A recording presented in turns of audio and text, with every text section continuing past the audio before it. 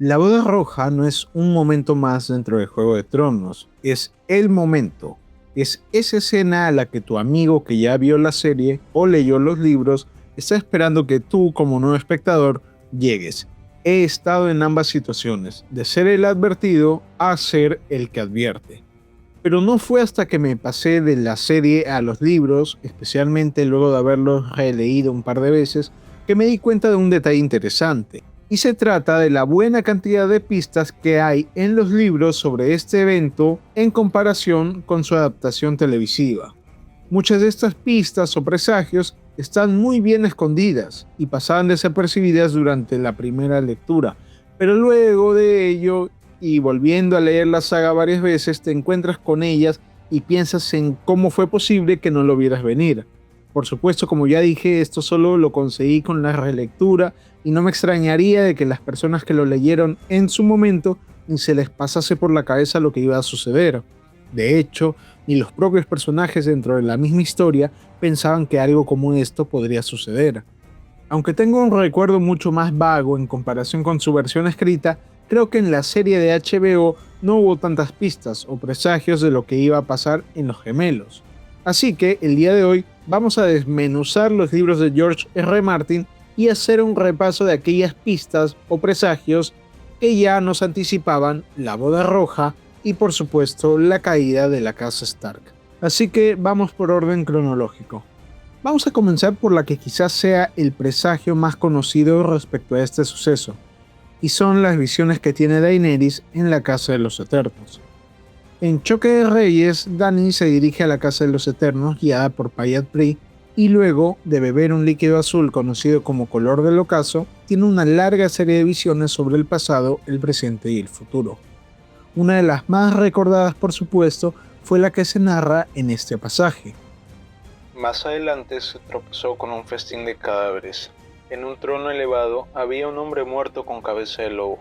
Llevaba una corona de hierro y tenía en la mano una pierna de cordero, como si fuera el cetro de un rey. Sus ojos siguieron a Dany con una súplica muda. Por supuesto, esto es un claro presagio de la boda roja. Los cadáveres masacrados sosteniendo tazas o cucharas es una clara referencia a la boda en sí misma y a la violación de las leyes de la hospitalidad en Poniente.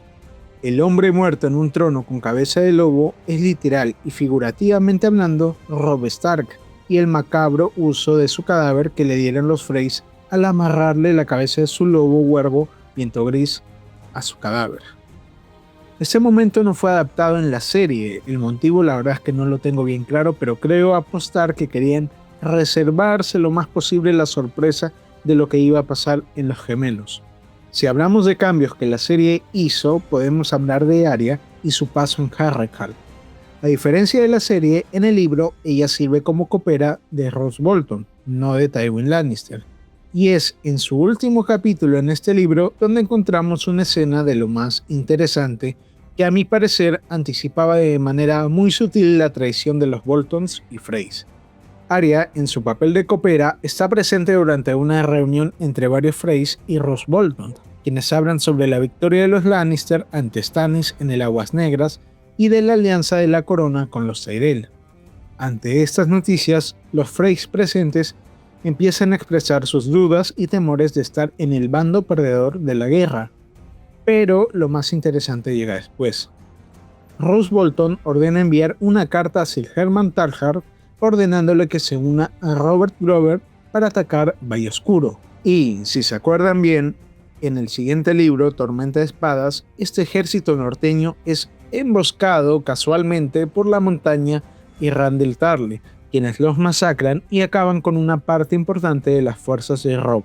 Si alguna vez te preguntaste cuándo fue que Roose Bolton decidió cambiar de bando, bueno, la respuesta no la tengo clara porque no estoy en la mente de Bolton, pero para mí esta es la acción que marca el momento de su traición, cuando envía a soldados norteños a morir en una trampa de los Lannister.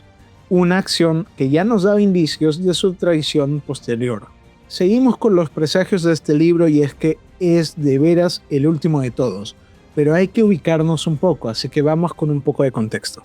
Tanto en los libros como en la serie, Theon traiciona a los Starks y conquista Invernalia, aprovechando que las defensas del castillo se habían marchado. Sin embargo, en los libros las cosas cambian, ya que Sir Roderick Castle consigue reunir un ejército y está dispuesto a tomar de vuelta el castillo.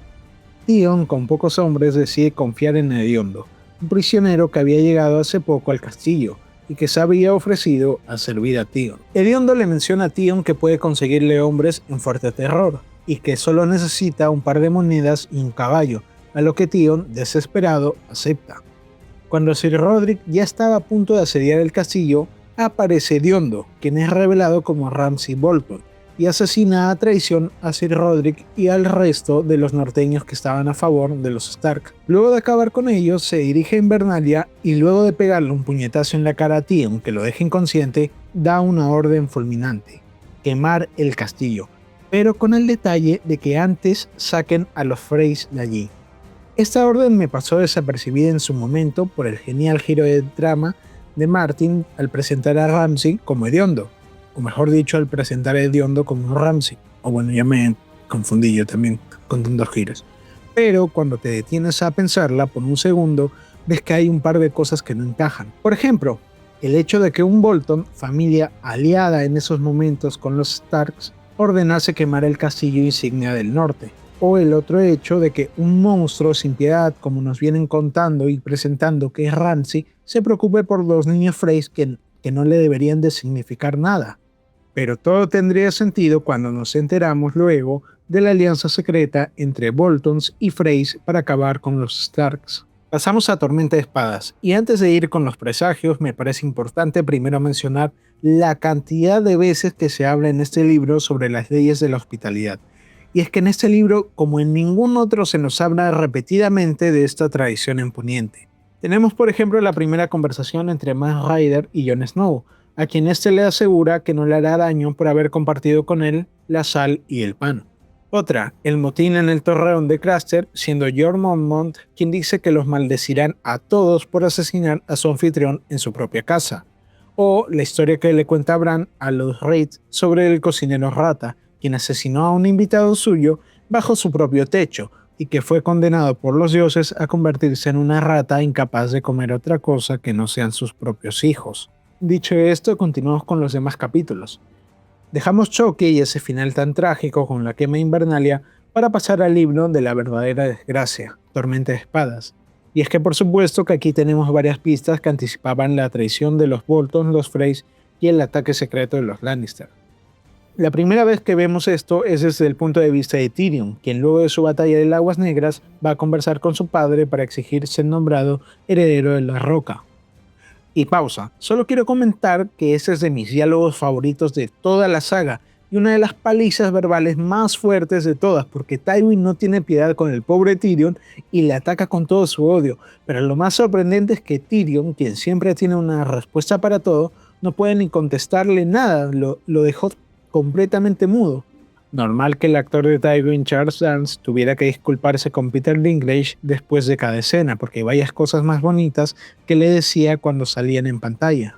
Bueno, volviendo al tema del video, en medio de esta conversación, Tywin le comenta que una buena parte del ejército norteño, liderados por Talhart y Grover, están camino a Valle Oscuro. Y con esta información en mano, Tywin también le menciona a Tyrion que ya envió a Randyll Tarly y a la montaña a que los embosquen y acaben con ellos. Una táctica que, como sabemos más adelante en los capítulos de Catelyn, funciona, y con ello Robb pierde una importante cantidad de sus fuerzas en el Valle Oscuro. Pero, ¿cómo Tywin Lannister pudo conocer hacia dónde se dirigían los norteños? La respuesta ya la vimos. Roose Bolton envió a Valle Oscuro a aquellas fuerzas norteñas y seguramente fue él quien informó de este movimiento tan poco prudente a Lord Tywin. O quizás fue al revés, y fue Tywin quien se lo ordenó a él. Sea cual sea el caso, el resultado es el mismo, ya que como dijo Lord Tywin en este mismo capítulo, algunas guerras y batallas se ganan con lanzas y espadas, y otras con plumas y cuervos. En el primer capítulo de Catelyn Stark vemos la vuelta de Robb a Aguas Dulces, luego de su incursión en las tierras de los Lannister. Allí, Kat recibe la noticia de que su hijo se ha casado con Jane Westerling y que por ello los Frey han abandonado su causa. Pero uno de los puntos más interesantes de esta conversación entre madre e hijo es sobre Viento Gris, el lobo huargo de Robb, y es que el mayor de los Stark no se encontraba acompañado de su lobo como siempre lo hacía, a lo cual Catelyn le pregunta el motivo de esto. La respuesta de Robb es que Viento Gris asusta a su nueva esposa y a su familia. Jane se pone muy nerviosa cuando lo tiene cerca y a su madre le da mucho miedo. Además, a Viento Gris tampoco le gusta a su tío. Cada vez que ve a Sir Rolf, le enseña los dientes. Al escuchar esas palabras, Catelyn se preocupa y le pide a Robb que no aleje a Viento Gris de su lado, e insiste en que no quiere a nadie cerca de Robb que a Viento Gris no le agrade. Y en esto, Cat está en lo cierto. En el siguiente libro, Festín de Cuervos, nos enteraríamos del papel de la casa Westerling en la caída del joven lobo, y más concretamente del papel que jugó la suegra de Robb, Sybil Spicer, quien engañaba a su hija y le daba constantemente té de la luna para evitar que quedara embarazada y le dé a Robb un heredero. Este plan era parte de una conspiración que tenía Tywin Lannister con Sybil Spicer, quien a cambio de esto pedía el perdón real para la casa Westerling y matrimonios Lannister para sus hijas. Otra de las pistas que nos deja este libro y que la serie no adaptó a la pantalla chica la encontramos en este capítulo de Davos, y es que era imposible de incluirla ya que de por sí el personaje en cuestión que da pie a esta premonición tampoco fue adaptado. Estoy hablando de Cara Manchada, el bufón de Stannis y Chirin Baratheon. Cuando Davos vuelve a Rocadragón tras naufragar en el Aguas Negras, se encuentra con el bufón, quien como en todas sus apariciones empieza a cantar unas cancioncillas bastante enigmáticas. Sangre de bufón, sangre de rey, sangre en el muslo de la doncella, pero cadenas para los invitados y cadenas para el novio. Esta canción de Cara Manchada cobraría sentido para los lectores luego de leer La Boda Roja y volver a este punto en específico. Por supuesto, Sangre de Bufón hace referencia al bufón Cascabel, uno de los tantos nietos de Walder Frey, que muere a manos de Catelyn Stark cuando intentaba negociar por la vida de su hijo. Sangre de Rey es claramente la muerte de Robb. Sangre en el muslo de la doncella se refiere a Roslyn Frey, la novia, y cadenas para los invitados y cadenas para el novio es una referencia a Edmund siendo capturado por los Frey y a los invitados quienes murieron indefensos y también a los que quedaron con vida, pero que siguen capturados en los gemelos. La boda de Tyrion y Sansa. Esa es otra de las pistas pequeñas pero precisas que ya nos estaban anticipando el fin de la causa norteña. Durante una reunión del consejo privado, Tywin le informa a Tyrion que se casará con Sansa Stark para evitar que los Tyrell se la lleven a Alto Jardín a casarla con Wylas Tyrell, heredero de su casa. En un inicio, Tyrion se niega, pero Tywin argumenta que Sansa Stark es la llave del norte, siendo esta la primera vez que se le menciona de esta forma. Pero allí no acaba el asunto. Tywin también le informa de la noticia sobre la boda entre Robb y Jane Westerling. Tyrion, sorprendido, cuestiona la decisión del joven lobo y menciona que hubiera sido mejor que la dejara con un bastardo en la barriga. A lo que su padre le contesta que Jane Westerling es hija de su madre, así como Robb Stark es hijo de su padre. Y aún hay más, porque Tyrion luego le dice, ¿acaso los Westerlings y los Spicers son tan estúpidos como para creer que el lobo puede vencer al león? A lo que Tywin, amenazando con esbozar una sonrisa, que recordemos que este señor nunca pero nunca sonríe, menciona que a veces los mayores estúpidos son más astutos que los que se ríen de ellos. Esa conversación, que además de ser excelente como todas las que tienen estos dos personajes, ya anticipaba un par de cosas. Lo primero, que Tywin ya daba por hecho de que Robb moriría pronto, y que Sansa sería el medio por el cual la casa Lannister se apoderaría del norte. Y de ahí que la empiezan a llamar como la llave del norte. No solo ya anticipaba la muerte del joven lobo, sino que también que lo haría sin tener un heredero. Y conectando con este punto está la parte donde se refería a los Westerlings y a los Spicer, defendiendo que no son tan tontos o inocentes como aparentan, y que de alguna forma son parte de su conspiración, cosa que de hecho es cierta. Por ello menciona antes a Sybil Spicer. Volvemos con las profecías, pero esta vez desde el punto de vista de Arya Stark, durante su etapa acompañando a la Hermandad Sin Estandartes, Digo acompañando entre muchas comillas porque se acercaba más a un secuestro que a otra cosa, pero bueno. Para este punto vamos a cubrir sus dos encuentros con el fantasma del Alto Corazón, una bruja de los bosques a los cuales el grupo de bandidos acude para obtener información a través de sus visiones. En su primer encuentro, el fantasma del Alto Corazón dice lo siguiente: soñé con un río turbulento y una mujer que era un pez. Las aguas la arrastraban, muerta estaba y con lágrimas rojas en las mejillas, pero los ojos se le abrieron y el terror me despertó. Un presagio del funesto destino que sufriría Catelyn Tully durante la boda roja, y también del cruel trato que tuvieron los Freys con su cadáver, en el cual, en una burla llena de malicia por parte de los Freys hacia Catelyn y las costumbres funerarias de los Tully, desnudaron su cadáver y lo tiraron el río abajo. La parte de lágrimas rojas es por supuesto una referencia a la reacción que tiene Cat luego de ver morir a su hijo. Recordemos que en los libros, Cat mata a Cascabel y luego se arranca la piel de su cara con sus uñas. La última frase sobre que se le abrieron los ojos es un presagio de su futura resurrección a manos de Beric Dondarrion y su papel como Lady Corazón de Piedra. En su segundo encuentro, el fantasma de Alto Corazón le dice a la hermandad y a Arya lo siguiente: soñé con un lobo que aullaba bajo la lluvia, pero nadie oía su dolor. Soñé un clamor tal que pensé que me estallaría la cabeza. Tambores, cuernos, gaitas y gritos. Pero el sonido más triste era el de las campanillas. Ok, vamos a explicar este presagio también.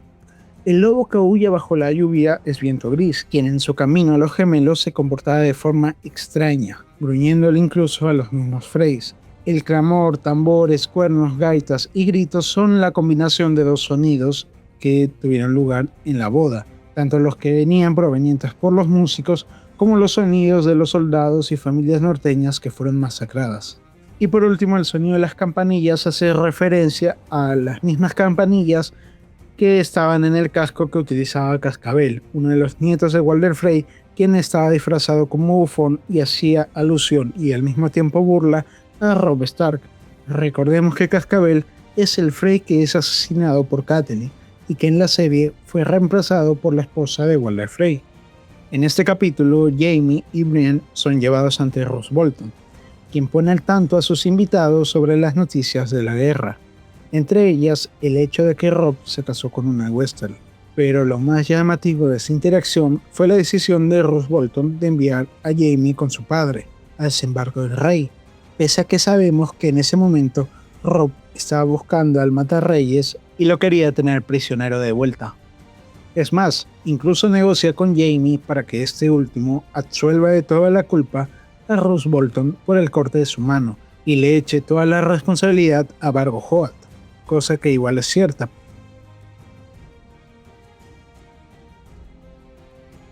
Por supuesto que la decisión de enviar a Jaime a la capital va en contra de los intereses de los Starks, quienes habían mandado tropas a buscar a Jaime, por lo que en la primera lectura resulta bastante extraño ver a Bolton siendo tan amigable con Jaime e incluso negociando con él, ya que como dice el mismo Jaime, la amistad con los Lannisters le podría significar mucho. Bueno, estas son todas las pistas, presagios, foreshadowing que pude encontrar, o de todas las que me acordé, durante mi relectura de Canción de Hielo y Fuego sobre la boda roja, y en general la traición de los Freys y Boltons. Esto fue todo el día de hoy. Si te gustó, dale al botón de me gusta o déjame tu comentario sobre lo que te pareció el video o si por el contrario encontraste más presagios durante tus lecturas. Estaré muy encantado de leer tu opinión. El primer video del canal tuvo bastantes más vistas de las que me esperaba, cosa que se los agradezco bastante. Mi intención es seguir sacando más contenido, por lo que agradecería de que me sigas apoyando dejándome tu like, un comentario o incluso suscribiéndote, ya que me motiva a seguir sacando más contenido acerca de esta increíble saga que todos llamamos Juego de Tronos, aka Canción de Hielo y Fuego. Así que eso es todo, muchas gracias.